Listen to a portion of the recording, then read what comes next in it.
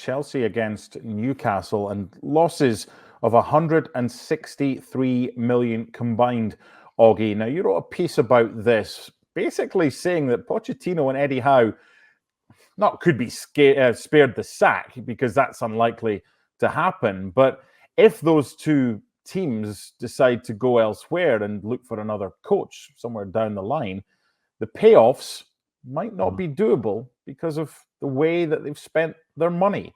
And that's in your article. What was the gist of the article as a whole, and where these two sides sit financially?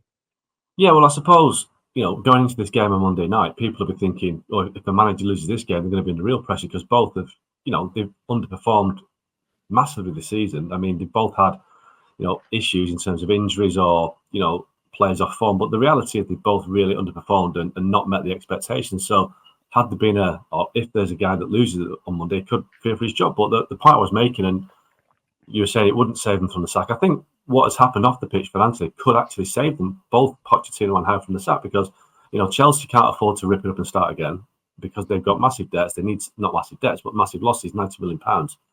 They've invested in lots of players. They have to let it settle down now, and they can't afford to pay up another manager and start again, because you're probably looking at maybe a £30 million payoff in terms of paying up Pochettino and hiring a new guy.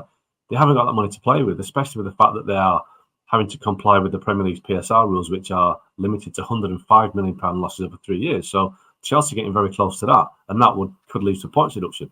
And it's the same with Newcastle as well, because it's slightly different with Newcastle in the sense that the Saudi Arabian takeover over 2 years ago, they have invested money, but they can't invest over the top, because they will again breach FFP PSR rules, because when they bought the club, Newcastle's commercial turnover was so small, they had no real income coming off the pitch. So Newcastle also don't have the financial headroom to make a change if they decide that Eddie Howe isn't the guy. So these two guys, both very good managers, by the way, and I think it'd be good if they do keep the jobs, because I think sometimes a manager can become a better manager after having had a difficult season. I think both these guys would certainly benefit from learning from what's happened this year and coming back next year. So ultimately, because the financial situation at both clubs is such that they've made massive losses this year, it could keep their guys in place, the managers in place, because it's the least bad option in terms of financially. So, but that's not a bad thing. I think we're all kind of sick of managers being sacked and fired because they haven't lived up to expectations, because more often than not, there are mitigating factors. Newcastle's massive injury list.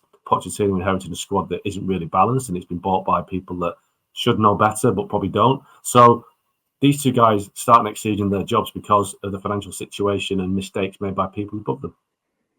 11th against 8th, LME, just 4 points separating Chelsea and Newcastle before Monday night's game. Is it a bigger game for one team more than the other?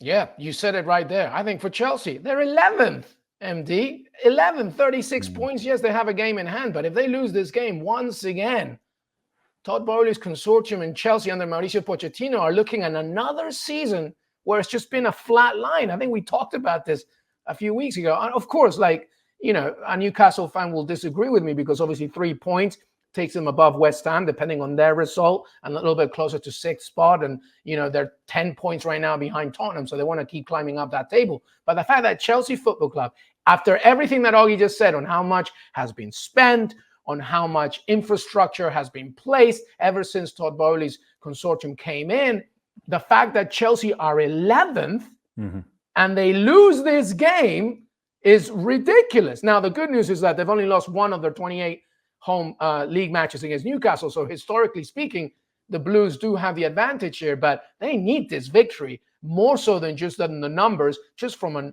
overall emotional sort of energetic perspective. Chelsea Football Club are 11th. And after all that money that's been spent, it's not acceptable.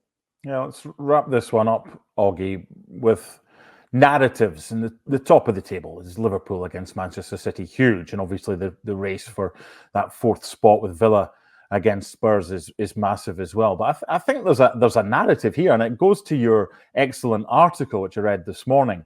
You've basically got the wealthiest owners in the world, Newcastle, against the team that has spent more money than any other team in the world since Todd Bowley took over $1.2 billion. Yet, as Luis Miguel was saying, it's 11th against 8th. So for all the talk of titles and Champions League next season, this is abject failure from Chelsea, given what they've spent, is it not?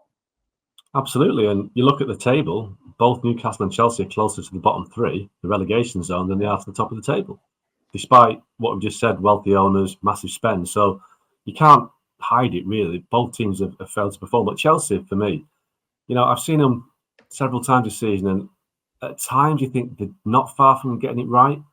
Other times you look a million miles off. I saw them at Anfield, they were destroyed by Liverpool. I saw them at Stamford Bridge against City, they got a 4-4 draw. I think if Pochettino is given the time to stay and he's allowed to bring in a couple of experienced players that can knit it all together, Chelsea will be competitive next season. But the problem with Chelsea is that it doesn't seem to be in the manager's gift to make the signings. And that is why they are having a bad season, because the signings have been made by people, sometimes non-football people, who think he's good, he'll be good, he'll be great. But the reality is that when you sign young players, if you sign 10 young players, if 5 do well and reach their potential, you've done well. 10, there's so many gaps in that recruitment strategy that any coach that comes in would find it difficult. So I do have sympathy for Pochettino, but ultimately he's a guy in the hot seat and he's paid to deliver results. But I think on these situations, because of the financial position that both clubs are in, Pochettino and Eddie Howe can breathe a little easier because they know that it's too expensive to get rid of them. Let's finish with predictions for the 3 games that we have previewed in this half hour of ESPN FC. Let's start where we've been talking about at the Bridge on Monday. LME, who do you like, Chelsea or Newcastle?